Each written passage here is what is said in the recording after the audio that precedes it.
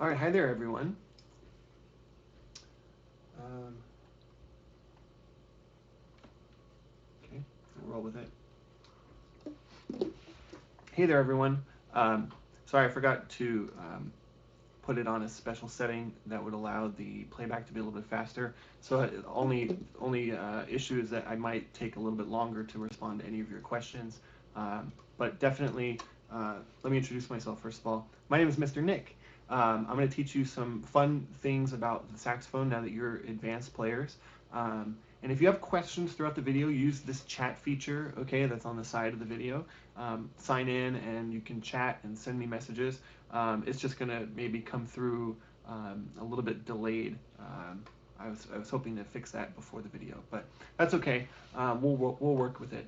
So today, a couple things. I want to make sure that you guys have a really good embouchure set up so that the tone that we're producing is the best it can possibly be. The way we do that is by starting with our mouthpiece. So why don't we go ahead and take our mouthpieces off. If you've got your instrument together, take it off, or just take your mouthpiece out of the case. All right? And maybe I'll go through how to set up the reed real quick, because that's pretty important. So if you haven't changed a reed in a while, it's a pretty good idea to do that right now. It's very easy if you want to also clean the reed. You don't have to throw it away if it's a brand new reed and you want to make sure it's clean. You can dunk it in some mouthwash. Um, that'll keep it clean. And also, if you use like a flavored mouthwash and you like your flavor, then you'll like the taste of the reed. Or you can just use an unflavored mouthwash, and then it won't taste like anything really.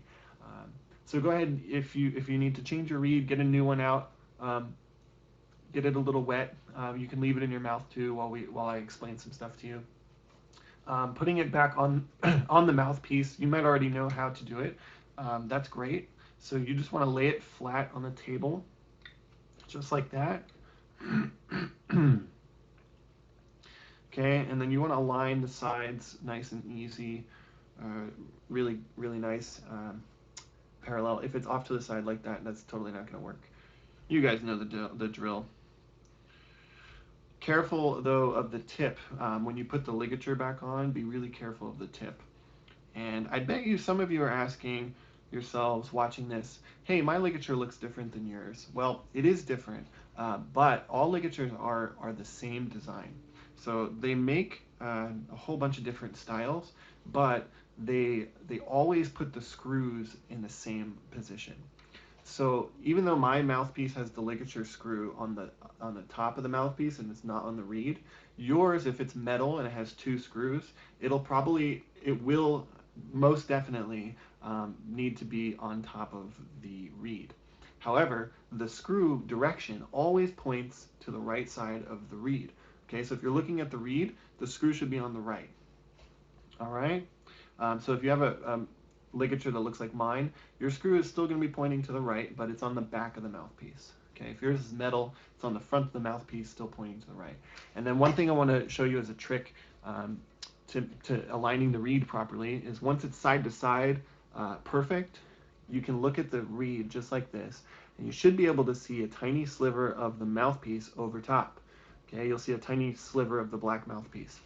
You can turn it around also and look at the back side, and you'll be able to see a tiny sliver of the reed. That means you've got it perfect.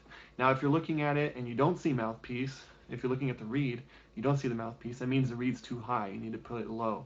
Okay, then flip it around, and if you can't see the reed, now it's too low, and you want to bring it back up again until it's perfect. Cool. All right, now I hope there's parents watching because this next part is for you guys.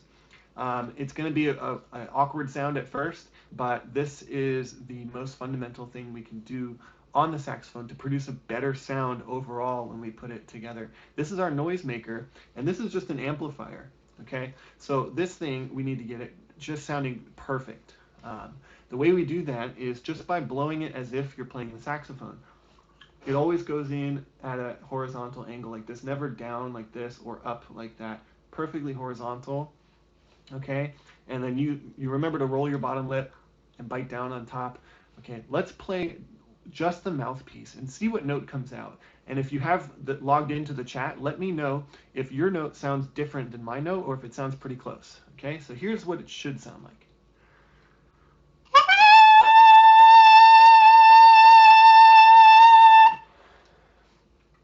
What do you think? Does yours sound the same or does it sound different?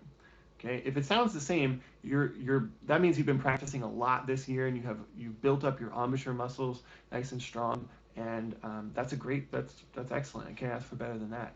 And if it sounds different, yours might sound a little bit lower. It's probably not going to sound higher than mine because this is about as high as it goes. It's not impossible though if you get a higher sounding note. It'll probably sound lower. So if yours sounds more like this, or it's all over the place, kind of like that, what we want to do is pretend to smile. Well, actually, don't pretend, just do it. Smile when you play. So we're engaging our muscles up here when you smile, okay? Right here. And then when you play, it brings the note much higher. Did you hear that? When I frowned, the note was lower, and then when I smiled, it brought it way higher. Okay, so you can try that, and then the note, if you have a piano in your house or if you use a tuner, the note that you're looking for is either an A or a B flat. Okay, so if your mouthpiece sounds like an A or a B flat, then you know it's perfect. Your embouchure is set up nicely, and then parents can rejoice because the instrument will sound much more pretty and sultry sounding. So let's go ahead and make sure you cork grease your cork. I already cork greased mine prior to these last two videos. So go ahead and cork grease and put it on very carefully. We're going to warm up with our C major scale, but this time in reverse. Okay, so I have it pulled up on the screen here. The C major scale, all natural notes. We're not playing sharps, we're not playing flats. Okay, so if you're used to playing F sharp, we have to trade that finger for this finger in this C scale. Okay, first finger F natural. Okay. The other thing, maybe you haven't learned how to play low C yet. Okay, we're going to try that right now. So we're going to play from middle C, so second finger C, and we're going to play the scale backwards. So start in the last measure and work your way backwards. Okay, I might be doing the sign backwards. So start in the last measure on C and backwards B, A, G, F natural, E, D, and then low C. And all we're doing after we switch from C to B is we're adding one finger every time. So C, flip to B, B, add a finger, A, add a finger G, add a finger F, add a finger E, add a finger D, and then low pinky, low C. By the time we get to low C, it should come out nice and full. If it doesn't come out, we want to add a little bit more air, okay, so that the sound is much more full, sounding on low C. Let's try the C major scale in reverse, okay? So starting C, B, A, G, all the way down to low C. Ready? 1, 2, oh, sorry, we're going to play whole notes, so 4 beats on each note. Ready? 1, 2, ready, set, play.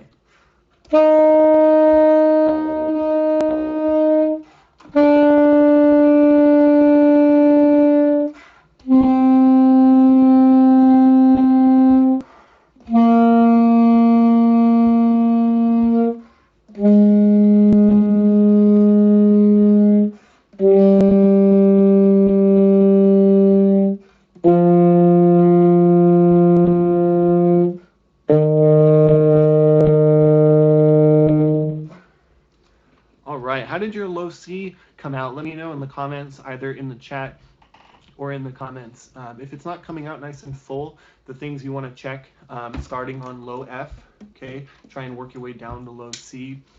Things you want to check, are you smiling too much? Maybe you're smiling really, and your eyes are squinting. That's a little too much.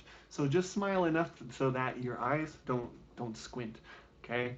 Next thing is, do you have plenty of air to reach that low C, okay? The more we go down the instrument, the more tube that has to get filled with air. Remember I said it's like an amplifier? Okay, so the amplifier, when we're playing high notes, is much smaller, so we don't have to use much air. The amplifier, when we play low notes, is much bigger, so we have to fill it with more air. Okay, you guys, great job. So let's play the entire C major scale now, starting on low C. And if you can't get it, that's okay. Just keep going with the scale. What's most important is that we stick with the rhythm and get as many notes as possible. Okay? Let's do low C all the way from the beginning of the scale to the end of the scale. Whole notes, 4 beats. Ready? 1, 2, ready, go.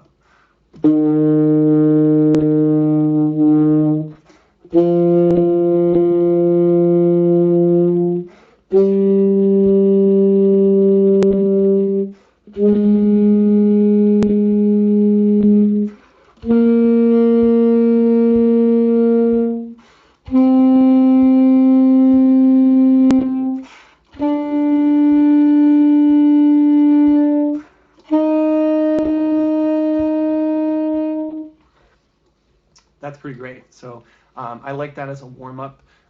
If you can do that every time you practice, either the C scale or the G scale above the C scale, that's a great way to practice.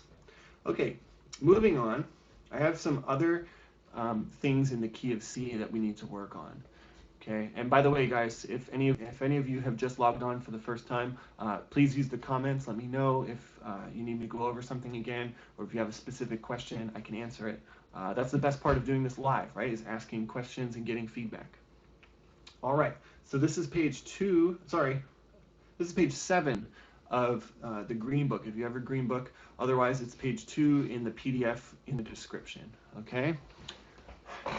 The first piece of music on the page is our C scale in the upper octave. Okay, so we're starting on middle C, and we're going up to high C with the octave key, and then back down to middle C again. Now, the reason I did the low notes first, and now we're doing the high notes second, is because the low notes are the fundamental notes. So if those don't come out, then the high notes are not going to come out. Okay, the high notes are really just not amplified, but they're part of the low note, okay? But the low notes need to be there. So if you're not getting the low notes out, spend more time doing the low octave scale. Get those to sound really good, because then you can play the high octave scale and it'll sound really nice. Okay, I'm going to skip that scale for now. Let's move on to the C major etude at the bottom of the page, okay? An etude, when I was in high school and middle school, I took French, so I learned what the word etude meant before I was taught this in music class. But I think it's pretty cool to learn this anyway. The word etude is what they call a cognate. So it kind of looks like the word it would in a different language, in English, for example. And maybe you're thinking, I've never seen a word like that before. That's because it's missing an accent mark. There's a specific accent mark in the French language that refers to Old French, and that they used to use the letter S in place. So the very first letter in etude, E, is supposed to be an S, okay? So replace that E with an S. So now we were left with S-T-U-D-E. Okay, does that look like an English word? So that English word, the last letter, we need to replace it with an English letter, which is the letter Y. So etude means study. Okay, and if you just think of that process, if you forget the word etude, you don't have to necessarily remember etude means study, but you can figure it out. Oh yeah, it looks like an English word. What's that English word? Oh yeah, the first one we replace it with an S, so it's study. Okay, so we're studying the C major scale. That means we're trying to explore different options and different ways of playing the C major scale. So this etude, the purpose of the etude, is that every measure we're starting on the middle C, okay, and going up the octave to high C. This is a great way to practice the high notes because we just go back to our fundamental note, C, and we're going up one note at a time. So first measure, C to D. Second measure, C to E, second note of the scale, or third note of the scale, excuse me. C to F in the third measure, that's the fourth note of the scale. C to G, do you see? It's a pattern. So the next line, C to A, sixth note of the scale, C to B, seventh note of the scale, C to high C, the final note of the scale. Okay, let's try this etude nice and slowly. Really try and focus on smiling when you play. Okay, give yourself plenty of air and hit those high notes as if you're playing low notes. Ready? Nice and slow. 1, 2, ready, go.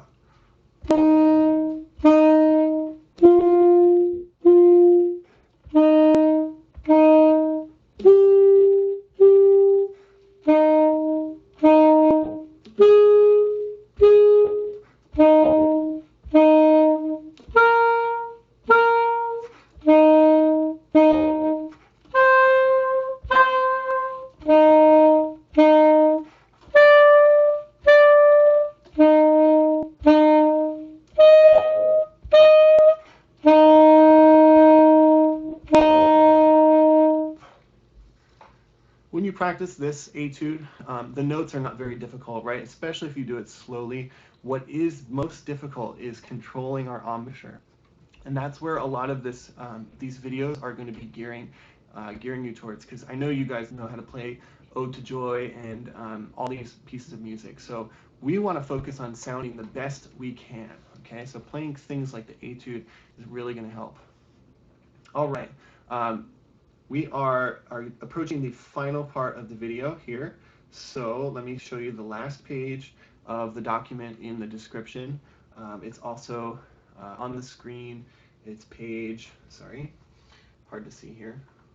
In your green book, page 8 in the green book, the very next page. Okay. You see again, it says C major upper octave. This is another etude where you can practice the C major upper octave scale. And then C major arpeggio. Arpeggio, in any scale, we're using the first note of the scale, the third note of the scale, and the fifth note of the scale. That's it. We call that an arpeggio. If you were to play that on the piano all at once, it's actually called a chord. But the chord, we can't play that on the sax. We can't play multiple notes at the same time. We can only play one note at a time. So we play broken chords or arpeggios. Okay, the arpeggio is a great way to practice the C major scale in a different way. We're excluding the second, the fourth, and the seventh notes from the scale. Okay, so now I bet if you play this too, you could probably think of 100 different songs that use an arpeggio. Maybe you've heard melodies that use it. Let's try the C major arpeggio on page 8. C, C, C, C, E, E, G, G, G, G, C, C. Ready? 1 and 2 and ready, go.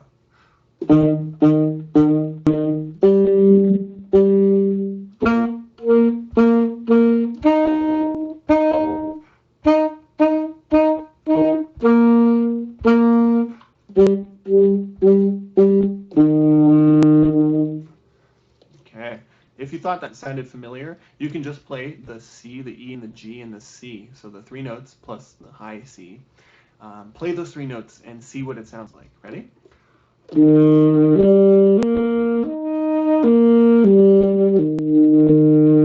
It sounds pretty familiar, doesn't it? All right, you guys. So the last thing we have time for today is the song that's on the bottom of page 8. Okay, the Russian folk song. In the Green Book, this is a great song to practice the C major scale. It jumps around quite a bit in the C major scale. We're actually playing a lot of high notes, okay? And it's probably a song that you may not be familiar with. So I like to teach this song because of those reasons. We don't really know how it's supposed to sound, so there's no way to cheat the system and go ahead and play by ear. We've got to read the notes very carefully. So we're starting on E. Sorry, my screen here is really tiny.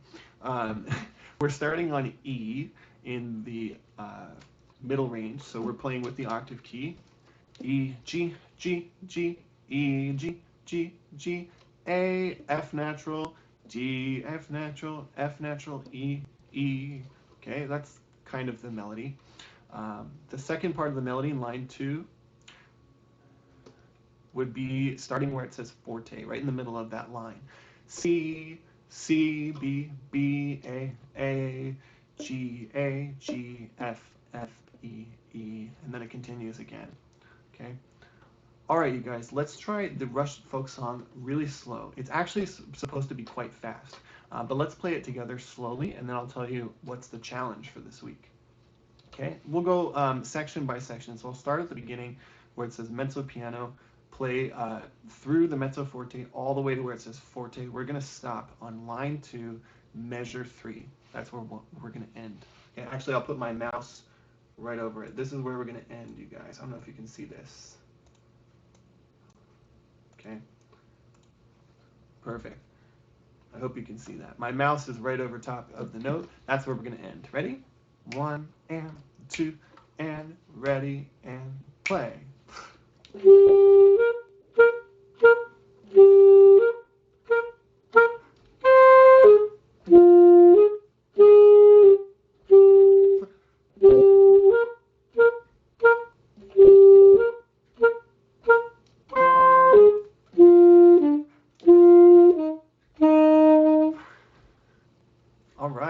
there's the first half of the song. It's a really cool sounding song, and you probably heard me play slurs as written, okay? So I slurred the first two notes together.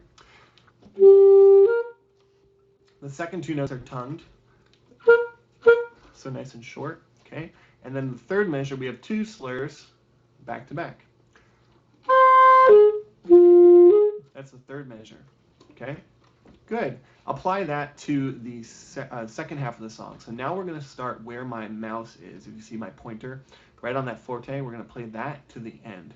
Kind of like a C scale descending, like the first thing we did in the lesson. Okay, ready? Second line, third measure to the end. Ready? 1, 2, and ready, set, go.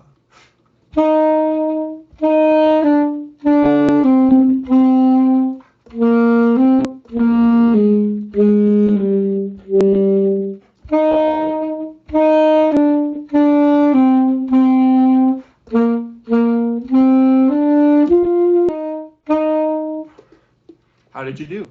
Let me know in the comments if it's too difficult or you're having specific difficulties. We can work it out. The best thing to do is slow it down, practice it in 2 sections, just like we did. When you have this song sounding really good, I want to hear from you guys. So please send me a recording of yourself playing this song the best you possibly can and as fast as you possibly can. But note that when you're playing it fast, we need to make sure that all the right notes, we have all the right notes, all the right rhythms, all of the right articulations. Remember, the slurs, the tonguing, all of the right dynamics. So mezzo piano means medium soft, mezzo forte medium loud, and then forte nice and loud, strong playing. Okay, you guys?